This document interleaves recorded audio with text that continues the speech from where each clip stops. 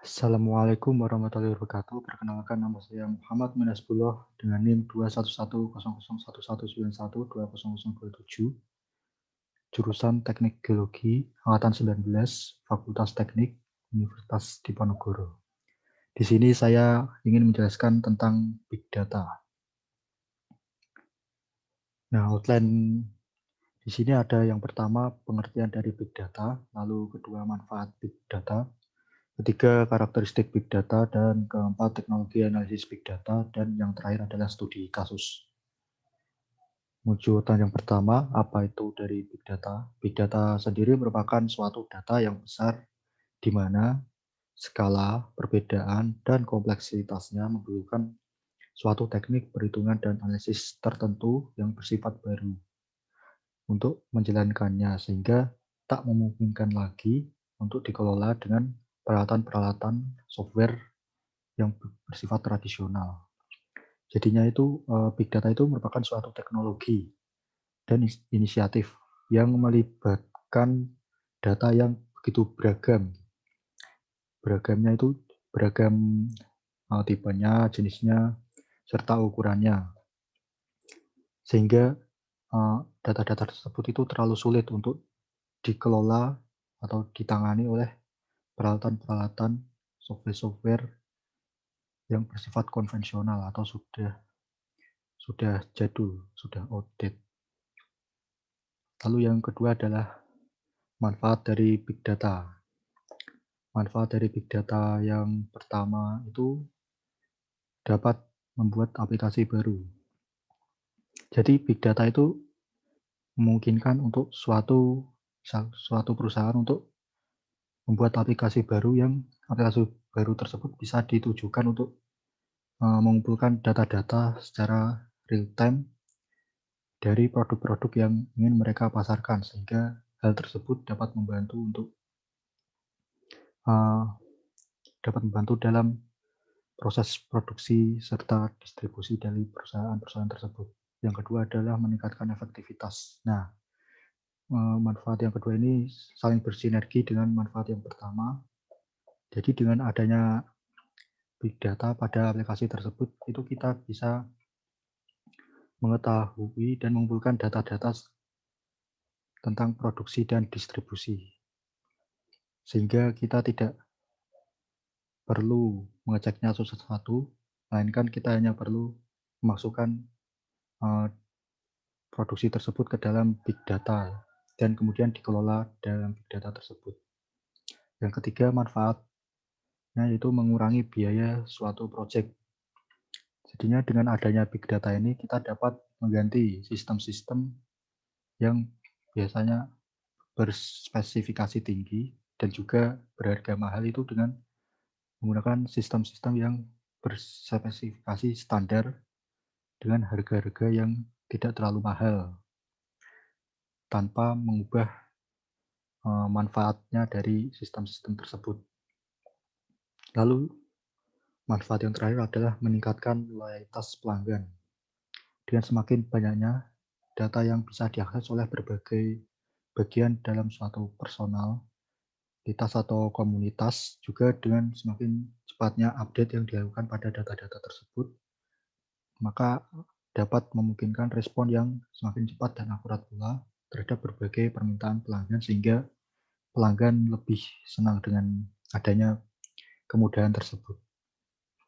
Lalu menuju outline yang ketiga, yaitu adalah karakteristik dari Big Data.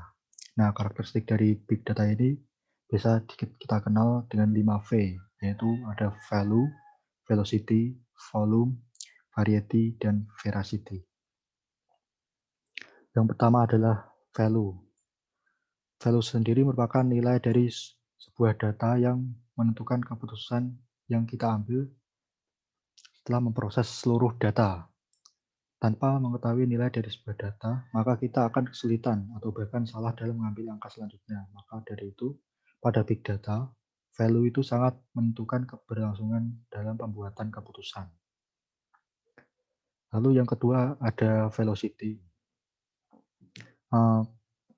Karakteristik ini itu mengacu pada suatu kecepatan perpindahan data dan penyusunan suatu data teknologi dari Big Data itu sendiri. serta mampu memproses dan menganalisis data ketika sedang digunakan tanpa harus diletakkan di dalam database. Lalu yang ketiga ada volume. Karakteristik ini mengacu pada kemampuan big data dalam menyimpan suatu objek. Dengan memakai teknologi karakteristik ini, kita dapat menyimpan dan menggunakan objek dengan bantuan sistem yang terdistribusi dengan baik.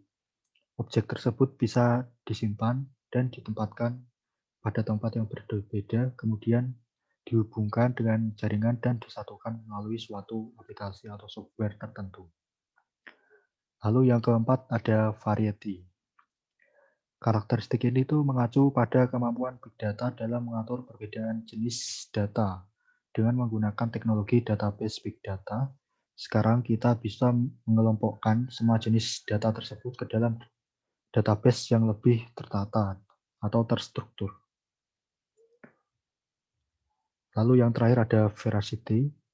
Karakteristik ini mengacu pada kemampuan big data dalam menata suatu kevalitan sebuah data, apakah bisa dipercaya data tersebut atau tidak. Dengan teknologi analisis ini kita membantu untuk dapat bekerja dengan data tersebut melalui hasil analisis. Karena semakin besar volume suatu data, maka akan semakin tidak akurat data tersebut. Lalu untuk outline yang keempat itu adalah teknologi analisis dari big data.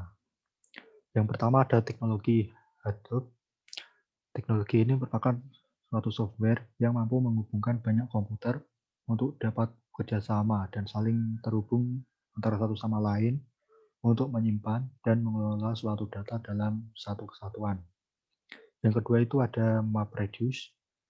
MapReduce ini merupakan suatu model pemrograman rilisan dari Google yang bisa digunakan untuk memproses data dalam ukuran besar secara terdistribusi dan secara paralel dalam klaster yang terdiri dari komputer yang berjumlah sangat banyak, ribuan. Lalu selanjutnya ada Apache. Apache ini merupakan sebuah framework yang dibangun dengan bahasa pemrograman Java untuk memproses data secara terdistribusi untuk digunakan dalam data Hadoop. Lalu yang terakhir ada Hive. Hive ini merupakan suatu infrastruktur data warehousing untuk Hadoop.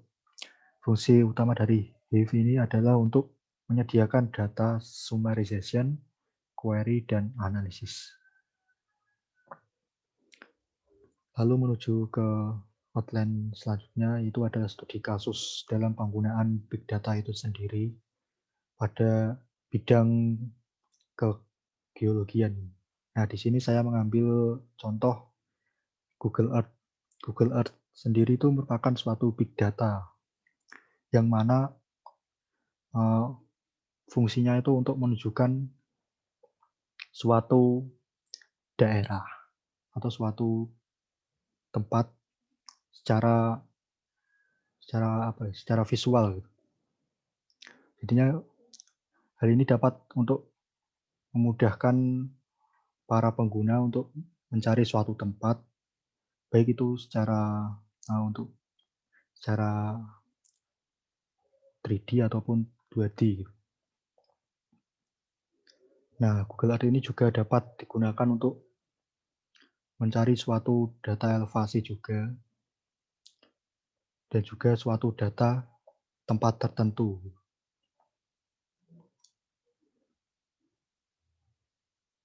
Nah, sekian dari saya. Kurang lebihnya apabila ada salah kata saya mohon maaf. Dan terima kasih telah memperhatikan. Assalamualaikum warahmatullahi wabarakatuh.